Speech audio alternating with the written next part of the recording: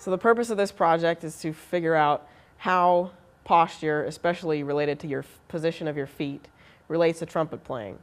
If it changes it at all, if it makes it better, worse, and how it affects overall playing and especially respiratory function. Each person is different on a structural level, and you know, most people teach you to stand straight with your feet straight and everything straight. And the problem with that is that you're trying to apply a symmetrical method to asymmetrical people. You know, I'm in the honors college and I knew I had to do a thesis, and so I was kind of trying to figure out what I wanted to do because I'm a genetics major and a music major, so I thought, well, you know, I could do lab research, I could do something related to music, we'll just have to see what happens.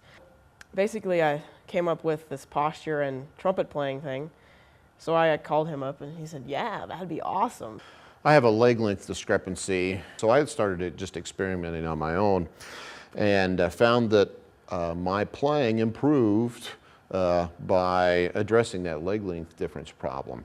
So I started expanding the concept, and I started using it in a few students' lessons. And when Leah came in, I don't remember if it was your first lesson, but it was one of the early ones, if I remember correctly.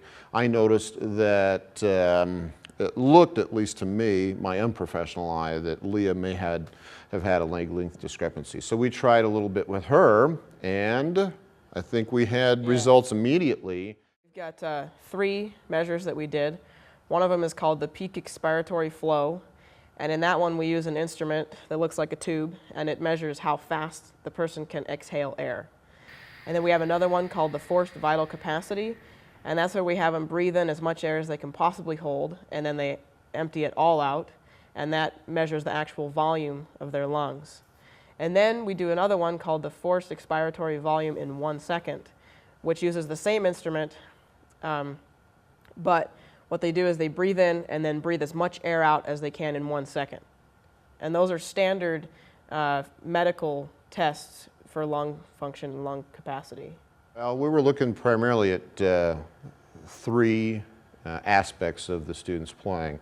The first, and maybe the most important aspect, was the tone quality. And by tone quality, we are referring to the harmonics in the sound, the overtones in the sound. How rich are those overtones? How much presence do they have in the sound? And what's the spectrum like, high overtones compared to low overtones? The second aspect was a dynamic aspect, and we used a sound meter to measure in decibels just how loud they were able to play. And then the third was range. We wanted to see if any of our tests affected the range of the students at all. We focus on the feet primarily because that's the easiest to adjust and for students to see.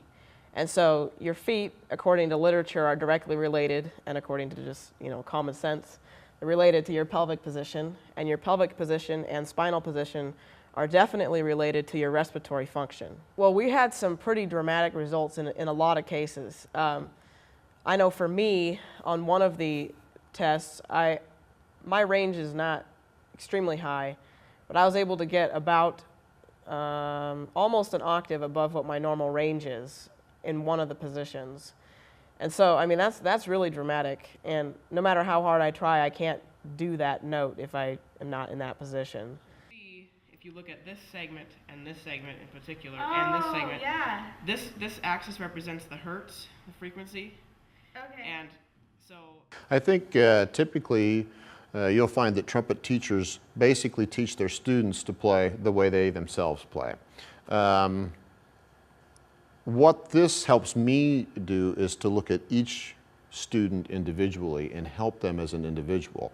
So we received a grant from the Auville family and for undergraduate research, and what we were able to do with that is we had a poster, and we were able to actually purchase all this equipment, all these ramps and inclines and the leg length discrepancy instruments, and that really, I mean, basically allowed us to do the research.